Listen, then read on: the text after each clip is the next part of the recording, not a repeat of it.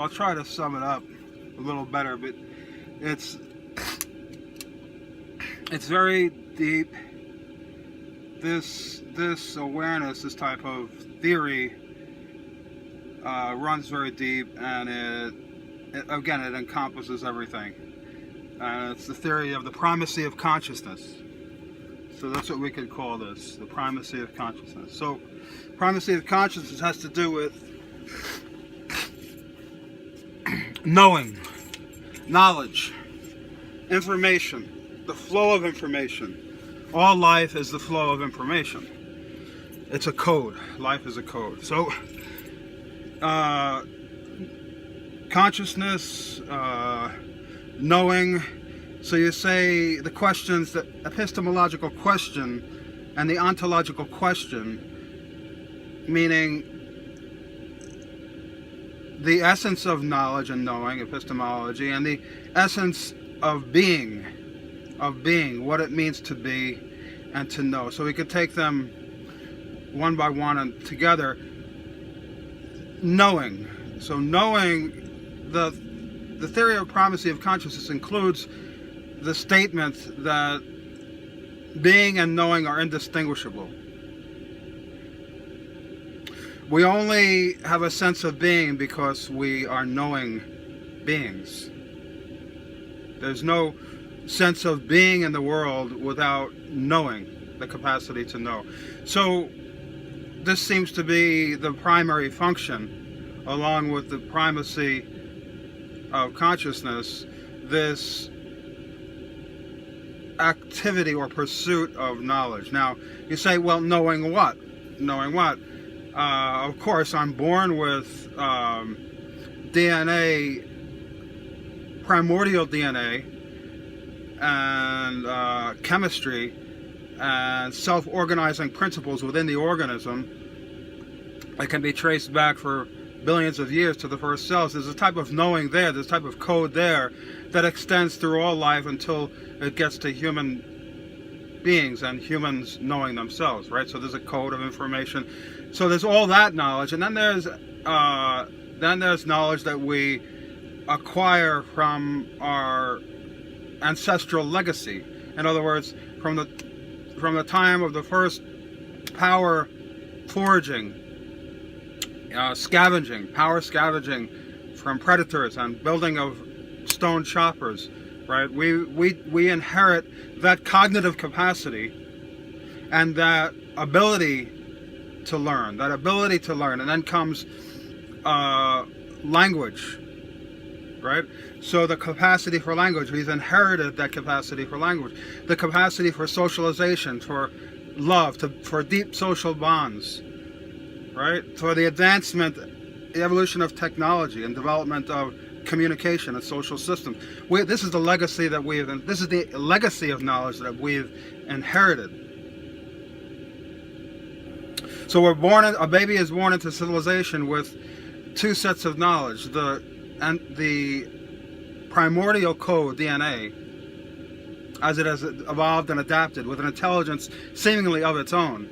And then we have everything else that stems from that, the advances and advancement of human intellect and reason and organization and complexity, right? But really, you can't separate the one from the other.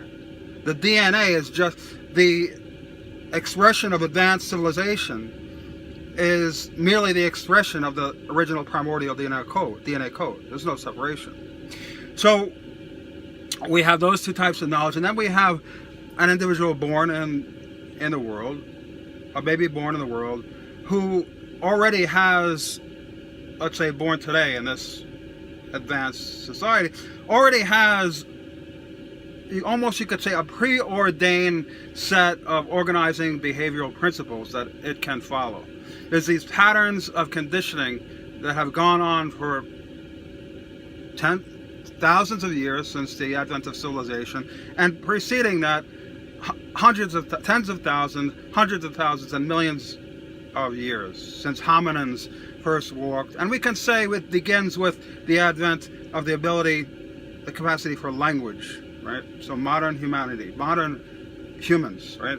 So the child born in this society already has pre-prepared a system of conditioning within which it can operate and function. So the child follows these certain steps that are rules and programs laid out for it that are very, very strict in a sense, and there's standards and morals and values and behavioral patterns that one must follow, social roles, gender roles, right?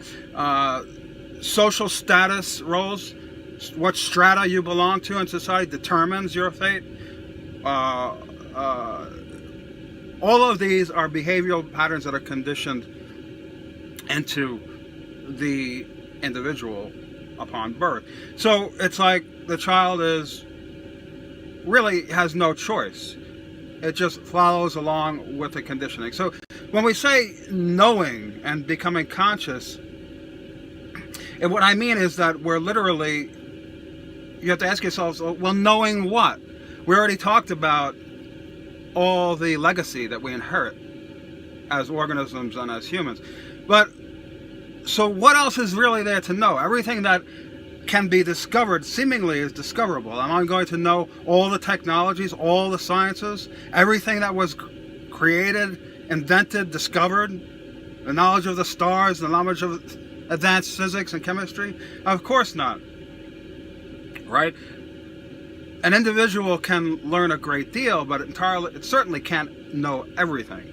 So what is it about knowing that's so special?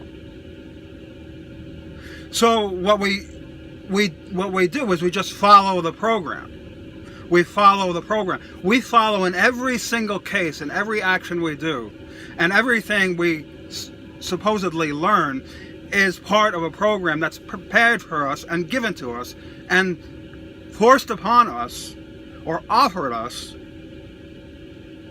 depending on the circumstances, and we have very little choice. It seems like we have a choice. Well, what am I going to do today?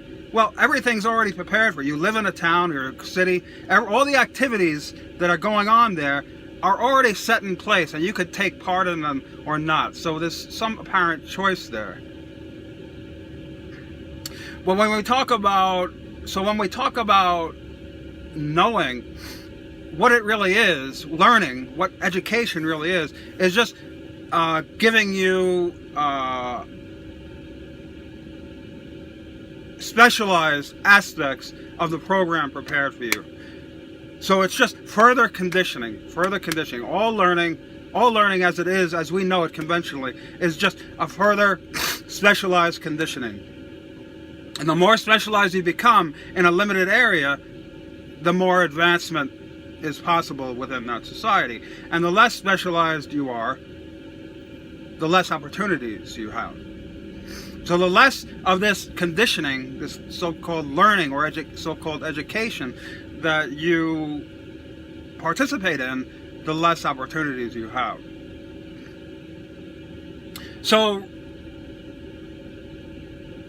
what I'm saying is that knowledge and knowing and being knowing is separate from that, has nothing to do with that. Has nothing to do with following any program or conditioning. In fact, it's a process, and I consider all that a corruption of the self. Certainly we need some of it, but at some point we want to purify ourselves from all conditioning, and the sense that I must be doing something according to some social program, according to what is some pattern that it's laid out before me. So if knowing and learning is not following that pattern, what I'm saying is that there's a higher order of learning or knowing. It is not part of that, then what's the use of it?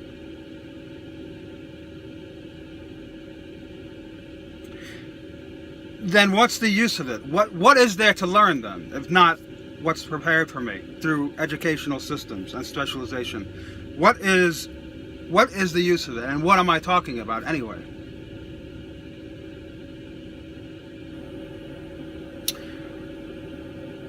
What I'm talking about is not content learning of any kind. And what I'm talking about is tearing down the structural conditioned patterns foisted upon us and stamped within us, forced upon us by our conditioning within society. Now, what I'm saying, part of the theory is that,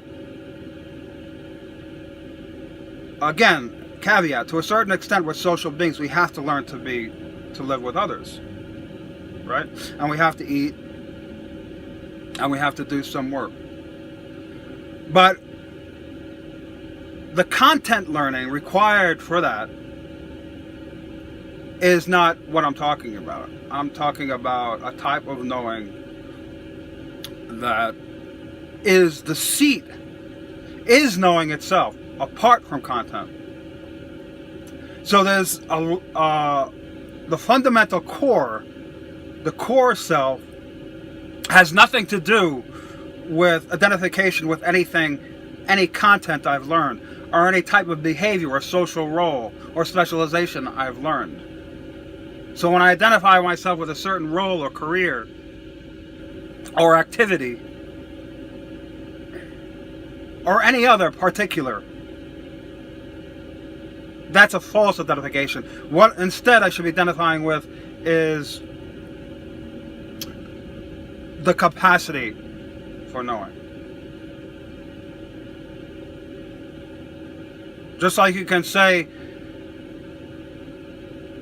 there are many different types of languages, but within each sapiens there's the capacity for language to generate and create and to construct meaning,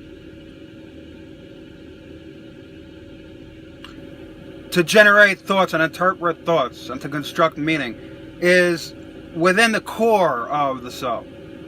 The language are the specialized details, the types of different languages. So the whole point of this is that the individual experiences a sharp rise in cognitive capacity when they learn how to recognize all the conditioning, all the limitations that are inherent in following a program wrote by someone else and conditioned by a society. There's a certain constraints one must follow. These are limitations. When we learn to dismantle all that and reject all that and we return to the capacity for knowing, identifying with the capacity for knowing, the knowing being, that becomes the source of higher order cognitive capacity, higher order learning potential. So society has taught me over the period of my life, there's certain things that you and I seemingly choose to do. We really have no choice, but that's not this discussion right here.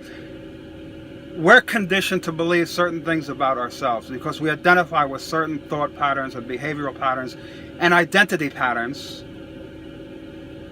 about ourselves that are self-reinforcing. And we lean towards some activities and shy away from others, reject others. And we feel as though once we've established ourselves in our career and our specialization, there's a feeling, it's not even a feeling, it's not even an awareness, that there's no longer a need to learn. The rest is just doing my job, fulfilling my role, going to my cubicle, whatever it is, even if I'm a scientist, even if I love my work, going to my easel, right? 8 hours a day, 10, 12 hours a day. And then the rest of the time is just this empty, really barren time, or just filled with inconsequential lack of creativity, right? As long as I'm in my role, in my cubicle, hating my job or earning a living and then going and just entertaining myself. So the life becomes this meaningless cycle of sleeping, waking, working, sleeping, playing, working, sleeping, playing. And there's really nothing going on. There's no curve. There's nothing that's changing and growing there. Well, you say, well, I'm an artist. I'm highly creative. I love my work. But yet, you're really addicted to that. It's more like an addiction to your specialization. You're so wrapped up in the identity of that activity, were you to stop, you'd suffer horribly. In fact, it would be difficult to survive. You might resort to addiction or depression. You become very depressed. So again, it's a constraint. It's an identification. So through those identifications, through those activities, we limit ourselves. Once we unravel it, it's so complex. Once we unravel all the psychological patterns, preferences, aversions, likes, dislikes, anxiety, self-doubts, anticipations, all hopes, dreams, expectations about the environment, myself, rewards, incentives, all that. We recognize those things as conditioned patterns not of our choice, and we return to the seat of knowing itself.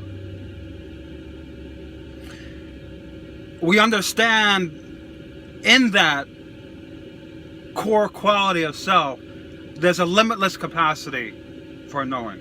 There's a limitless capacity for learning. There is absolutely no hindrances and obstacles to that pure conscious state, that pure awareness that is being knowing being. And once the purification process takes place, that deconditioning,